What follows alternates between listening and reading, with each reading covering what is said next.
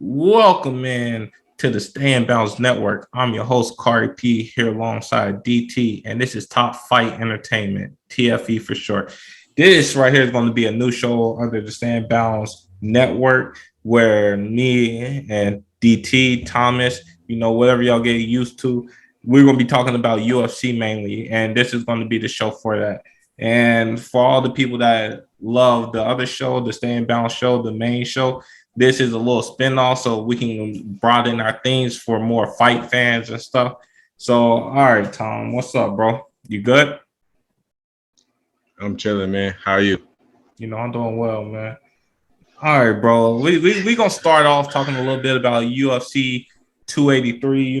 There's a couple of fights on there we're gonna hit, and then we're gonna get into the news that people really want to hear about. You know what I mean? Exactly. Of course. All right, bro. What's up? Yeah, so I was gonna say tomorrow is a big UFC event. Probably not that big for non-UFC watchers, but people that love UFC, it's a big event. It's for the light heavyweight title. Jamal Hill, Glover Teixeira. It's a very interesting fight because the light heavyweight title, the belt has been going from hand to hand. Nobody seems to hold the belt long. Ever since John Jones left that division, the belt's just been in everyone's hands. But now, tomorrow, we're going to see who's the actual champion since John Jones moved up to heavyweight. So we have Jamal Hill. We have Glover Teixeira. Okay? So my thoughts on this fight, a very good fight stylistically. I feel like it can go either way. One guy is a jiu-jitsu guy. One guy is a striker. So, I feel like Jamal Hill, if he just keeps it on the feet, he could take out Glover. But, Glover is a master at jiu-jitsu. So I think that, if Glover can get this on the ground, then he will be second-time world champion because Glover was a champion once before. So with Glover, I like Glover. He's more seasoned. Right now he's sitting at 33-8. That's a seasoned fighter. Well, Jamel Hill, 11-1. So if you think about it, you'll think Glover has the advantage because he got a little more experience. And the thing about Glover is the power. He got a lot of power in them hands. I mean, he kind of went he started hitting a little slump for a little bit. It was going bad for him. But I think his last fight, Glover Teixeira is a really good fighter. Like I said, is his second time going for the title.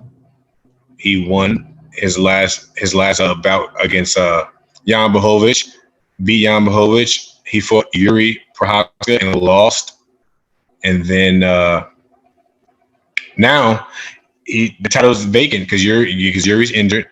Since Yuri is injured, Jamal Hill is the next prospect up. So Jamal Hill versus Glover Teixeira. In my opinion, all fights start on the feet. If Jamal Hill can keep it on the feet, clearly he wins. Yeah, I'm definitely in that same. I'm definitely in that same boat. Like with Jamal Hill, his striking, he got elite striking. I feel like he'll be a great champion. The only problem, as I said before, I just feel like Glover's power. So if Jamal Hill got to stay more disciplined with his fighting, he can't. I feel like Jamal Hill likes to go in a lot, stay on the feet. He'll take a couple, but while at the same time, he dishing it out. If Glover can catch him with a clean hit, it could be night for Jamal Hill. But for me, I'm definitely exactly. No, exactly. No, I 100% agree. But ultimately, I honestly feel like the light heavyweight division is the most boring division as of now since John Jones left. As of now, the light heavyweight division, we know nothing about any of these fighters.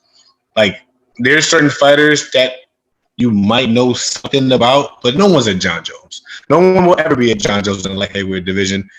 John Jones is going to be he's in his own lane. And speaking of John Jones, he went to heavyweight, but at the light heavyweight division tomorrow, I think Jamal Hill takes it. He'll weather the storm. You know, he'll take the takedown defense will be there. He might get taken down. He'll get back up. And at the end of the day, Glover Teixeira will gas out and he will get beat. Jamal Hill will be the new champion tomorrow. I stamp that, and that's what it is. But at the same time, I feel like Jamal Hill will probably lose to somebody greater. And also, speaking of this title fight, Yeah, you have a guy called Anthony Smith. Yeah, Anthony Smith. How do you miss weight? How do you miss weight? And you're supposed to be the backup fight. This was Anthony Smith's best chance of ever becoming a champion. If the fight didn't go through, if somebody would have missed weight, if somebody would have did something, I mean, him and Glover fought before, you know, and it definitely did not go, you know, the way that he wanted. But I'm saying if he would have had the chance, but Bozo decided to become in a pound and a half heavy. But I mean, what are your thoughts on that? Anthony Smith is more of a commentator than he is a fighter. It seems like, right? I mean, Anthony Smith. I mean, like he got dominated by John Jones, and he's predominantly washed up. And I think commentating is his lane. I don't think he needs to be fighting more.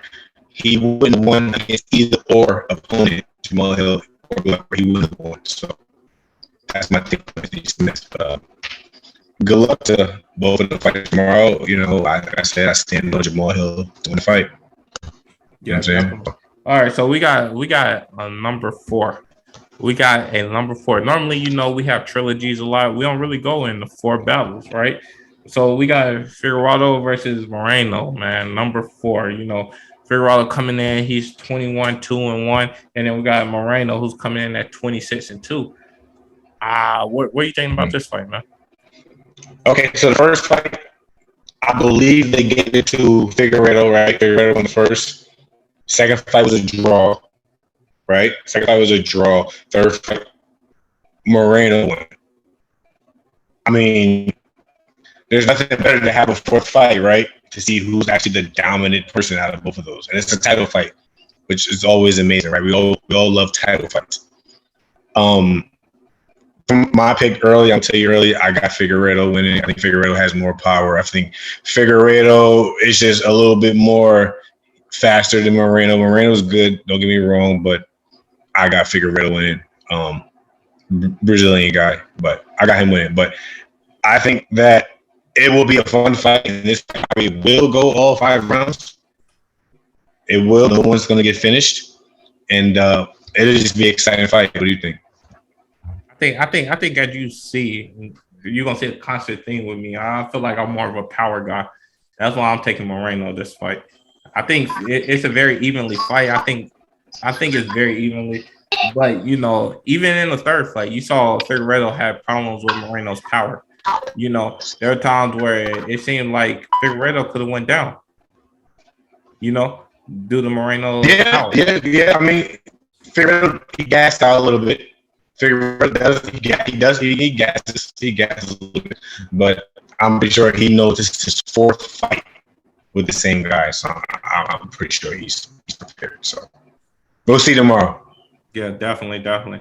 All right, so now we're getting past this boring card, and let's go talk about a couple of cards coming up.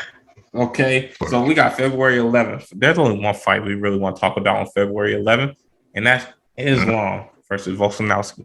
You know, Islam putting up his belt for the first time, which is very exciting, you know. And then, you know, Volkanovski basically putting up that pound for pound, you know.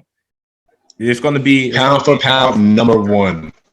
Yeah, it's going to be in Australia. Pound for pound number 1. So Volkanovski got the homeland. What you thinking? Yeah.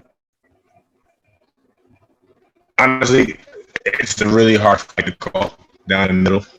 One has wrestling of a god, and the other one has the striking power of a horse. So, like, if Islam gets caught, he might go down.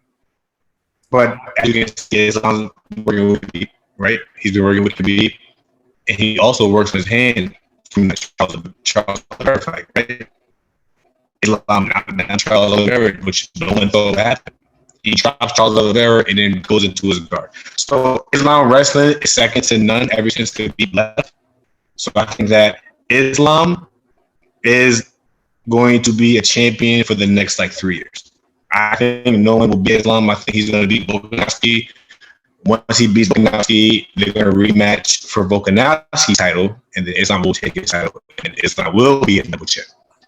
So Islam. So you're telling me Islam is going to be what, the 5th double champion? He will definitely be the 5th double champion. Hey man, give some knowledge. Who are the other 4? Well, okay, so we're going to start with he was the first double champ.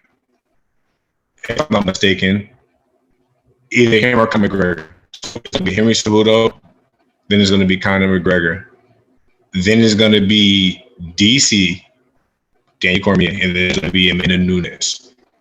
They're all double champs. Amanda Nunes, I think, currently is the double champ still. I don't know if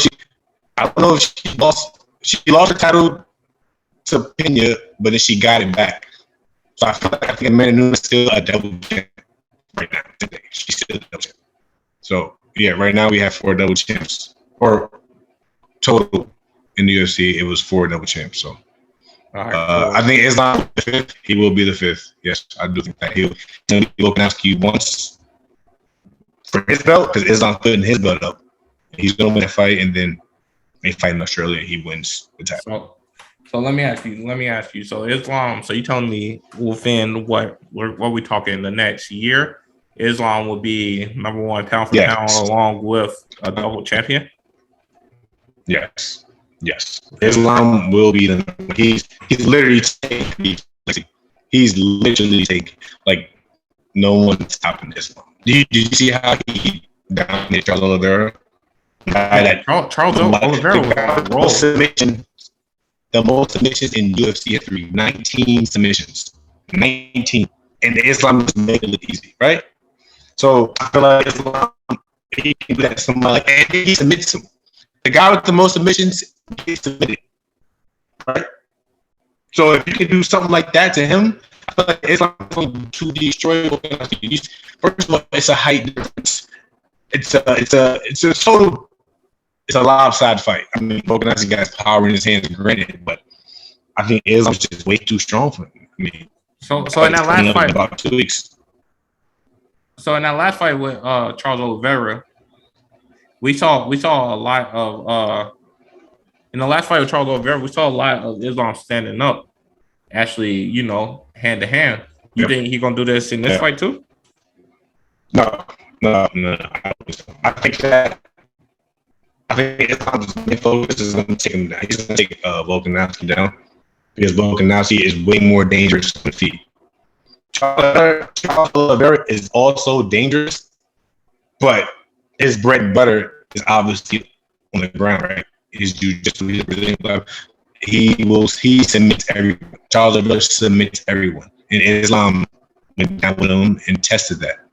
But Volkanovski is way more dangerous on the feet. So I feel like Islam, obviously every fight starts on the feet, like I said, and it'll go to the ground eventually. Islam will take the win. So, yeah, definitely. So what we got coming up also, March 4th, we got the fight that never was and the fight that's going to be. So I want to go more in depth on the fight that never was. Well, never was as of right now. So we're gonna go with Jon Jones versus Francis. What you think? Jon Jones versus Francis is definitely a super fight. I'm not gonna lie.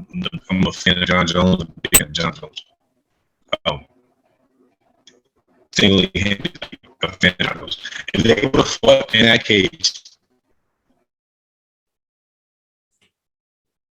I mean, you know how I am when I'm watching the fights. I don't even sit down. I stand up, hopefully, like hoping that my guy will get knocked out. I feel like Jon Jones wins that fight. Not being biased, I feel like Jon Jones wins that fight because of his wrestling. He's so much diverse than Francis. Jon Jones' leg kicks, you don't see them coming. His oblique kicks, his side kicks, body kicks, all types of kicks. He just constantly throws them at you. Granted, people will say Jon Jones is flat-footed. Whatever, okay, I'm pretty sure he's been on for 3 years. He's been working on all his head movement. He's probably been working on his footwork. So I feel like John Jones would compromise Francis Ngannou by leg kicks, especially since Francis just came off a knee injury, 2 knee injuries. So, ultimately, I feel like Ngannou wins that fight. I mean, obviously Francis always has a puncher's chance. Right? Ngannou gets clipped, he's out. But I think Francis wins. I mean, I think John Jones wins. Sorry. Okay, so this is what I'm gonna tell you. The problem I had with that battle is I believe John Jones win too. But my thing is John Jones is one of them guys that don't mind standing there and taking punishment. He don't mind standing and taking a hit or two. He take a hit or two from Francis. That could be KO. That could be night. That could be, the end of what we feel is John Jones' greatness. So I mean, I feel there's a lot of reasons this fight did not happen. And there's still hope. There's still hope. Me and you have talked about this.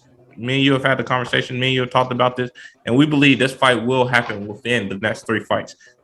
But with that being said, before that can happen, the first fight has to happen, which is John Jones versus Cyril Gaines. Where were you going with this fight?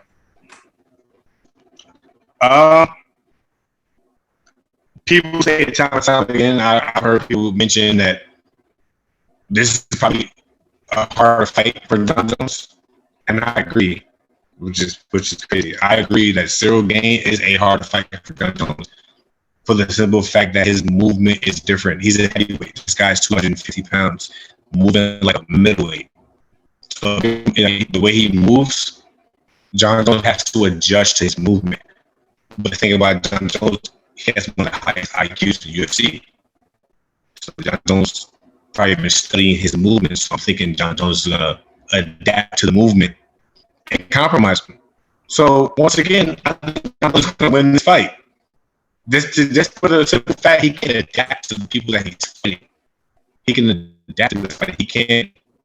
He's smart. If he sees something wrong in the first round, if he sees something wrong in the first 2 minutes of the first round, he adjusts. He adjusts and he compromises that person. His record shows for itself. He's 20-0. He has no loss with disqualification, but ultimately he's undefeated. So, and most likely, and I think that he's undefeated because of his IQ. He is very fast-footed. Yeah, so like, I definitely think with John Jones, I feel like with John Jones and Cyril Gaines, we're looking at a fight that could be challenging for John Jones because we know John Jones has trouble fighting people similar height as his and stuff. But at the same time, we're looking at, to me and you, we talked about this plenty before. We talked about how we feel like John Jones is the greatest fighter ever. So when we're looking at this, I feel like, John Jones will adjust. John Jones will win this. He'll take another fight. Who did we say he'll take next? Or who he say he'll take Stipe next. Yeah, Stipe. You have to understand that John Jones is training with Henry Cejudo. Yeah. The first champ. He's training with Henry Cejudo. Henry Cejudo is a genius when it comes to coaching. Yeah, so like you definitely looking at, so we're looking at him going through Cyril Gaines. He'll fight Stipe, he'll win that, and then right after that, we feel like that's where the payday gonna be at for Francis, even though Francis say it's not about money. But he got offered $8 million for the next 3 fights. When they come back to him and offer him $12 million for this one fight, he's gonna come back. And because by then people going to want it. So I feel sometime next year, end of next year, we'll be seeing John Jones versus Francis. The fight that we want, the fight that we demand, the fight that we need, and the fight that Dana will make happen. Well, DT, you got any closing words for this show? Nah, man. Shout out to everybody who listens to this podcast, and see you tomorrow at UFC 283. 83. Okay. Hey, man. Man, this has been a great first show. This Top Fight Entertainment. Sorry, we're getting used to the new name. This is under the Stand Downs Network. And y'all have a great night. Peace.